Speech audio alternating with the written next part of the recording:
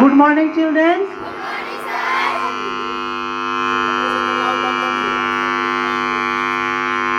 विद्यालय परिवार के लिए, आप लोगों के लिए, अंछा पंचायत के लिए और पूरे भारतवर्ष के लिए हम लोग अच्छा पहल किए हैं और उस पहल के तहत हम जो भी डिसाइड कर रहे हैं, हम सभी शिक्षक मिलकर, उसमें हमें सफलता मिल रही है।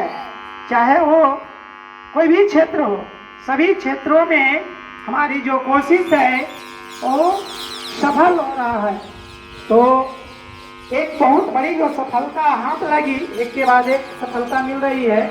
आप सबको पता है कि युवा महोत्सव का आयोजन पहले प्रखंड स्तर पे हुआ और वहाँ हम विजेता बने और उसके बाद फिर जिला में गए और जिला में उप विजेता बने और उसके लिए उप विजेता का जो प्रतीक शील्ड होता है वो प्राप्त हुआ है।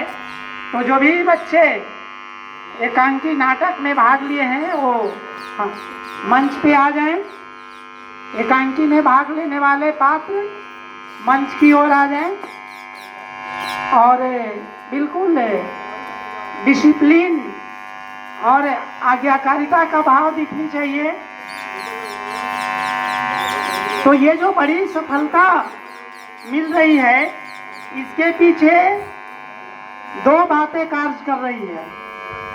हम सबको पता है कि मनुष्य चाहे वो कम पढ़ा हो या अधिक पढ़ा हो या बिल्कुल नहीं पढ़ा हो, वो भी कुछ ना कुछ थिंकिंग करता है ना।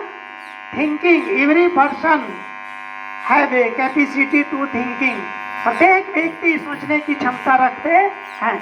तो थिंकिंग दो टाइप से होता है, एक कन्वर्जिंग थिंकिंग होता है और एक डाइवर्जिंग होता है।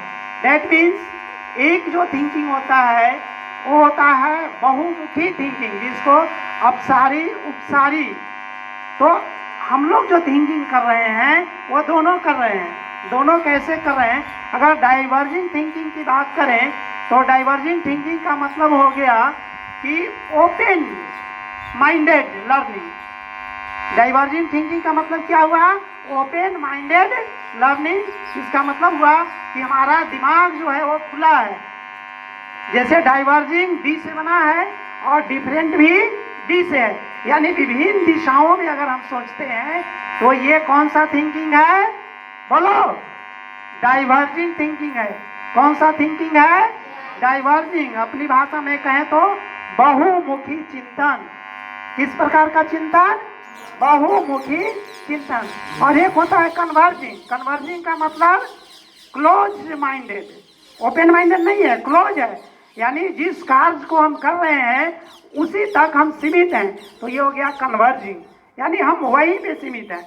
जैसे मान लीजिए कि एक शब्द में उत्तर लिखते हैं, ऑप्शन छांटते हैं, किताब की जो दो लाइनें हैं वही रट के लिख देते हैं, तो ये क्या हो गया? क्लोज माइंड हो गया। नहीं हुआ क्लोज? आप वो दो लाइन से आगे नहीं बढ़ रहे हैं, आप उस ऑप्शन से आगे नहीं बढ़ रहे हैं, तो ये क्या हो गया? Close minded. तो हम लोग क्लोज माइंडेड है कि ओपन माइंडेड है? ओपन है, क्योंकि हम लोग सभी दिशाओं में सोच रहे हैं। चाहे वो मंच पे बोलने की बात हो, रंगमंच हो, मॉर्निंग सेशन का मंच हो या क्लासरूम हो, हम सभी क्षेत्रों में आगे बढ़ रहे हैं। तो आज से आप तय कर लीजिए कि जो बच्चे डाइवर्जिंग थिंकिंग नहीं करते हैं उनको भी डाइवर्जिंग थिंकिंग करना होगा। डाइवर्जिंग थिंकिंग का मतलब अपनी भाषा में आप समझ लीजिए कि आपको बहुमुखी सोच रखनी होगी, यानी सभी दिशाओं में आपको सोचना है। जैसे आप देखिए, हमारा शरीर कोशिकाओं से मिलकर बना है ना। अगर इसी को हम चले अपने धर्म ग्रंथ में, अपने कल्चर में चले, प्राचीन संस्कृति में चले, तो कहते हैं कि हमारा शरीर कोश से बना है। तो कोश मुख्य रूप से, अगर बायोलॉजी में कोशिका कहते हैं, लेकिन अगर हम धर्म ग्रंथ की बात करें, अध्यात्म की बात करें, तो वो होता है कोश।